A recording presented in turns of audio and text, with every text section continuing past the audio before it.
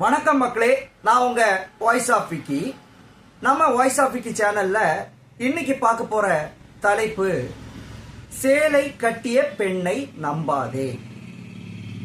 என்ன இது சேலை கட்டிய பெண்ணை நம்பாதேயா? அப்போ பெண்களை நம்ப கூடாதா? அதான் பொருள். சேலை கட்டக்கூடிய பெண்களை நம்பாதே அப்படின்னு தானே பொருள் வருது. அப்போ நாம இந்த பழமொழியில ஏதோ ஒரு தவற பயன்படுத்துறோம். உண்மையிலே நம் முன்னோர்கள் எதையுமே காரணம் இல்லாமலோ தவறாகவோ சொல்ல மாட்டாங்க.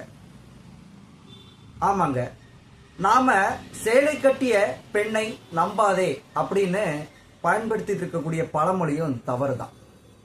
உண்மையிலே சொல்ல போனா சேலை கட்டிய பெண்ணை நம்பாதே அப்படின்னு சொல்லல, சேல் அகட்டிய பெண்ணை நம்பாதே அப்படின்னு தான் நம்முடைய முன்னோர்கள் சொல்லியிருக்காங்க. சேல் அப்படின்னா கண் அப்படின்னு பொருள். சேல் அப்படின்னா கண் அப்படின்னு பொருள். என்ன சொல்லியிருக்காங்க இந்த பழமொழிக்கு விளக்கம் அப்படின்னா, கணவன், அதாவது திருமணமாகி கணவன் உடன் இருக்கும்போது வேறு எந்த ஒரு ஆடவனையும் கண்ணால் அகட்டி பார்க்கக்கூடிய எந்த பெண்ணையும் நம்பாதே. திருமணமான ஒரு பெண் கணவன் இருக்கும்போது வேறு எந்த ஒரு ஆடவனையும் கண்ணால் பார்க்கக்கூடிய பெண்ணை, அதாவது கண்ணால்னா தவறான கண்ணோட்டத்தோடி பார்க்கக்கூடிய எந்த ஒரு பெண்ணையும் நம்பாதே அப்படின்னு தான் சொன்னாங்க.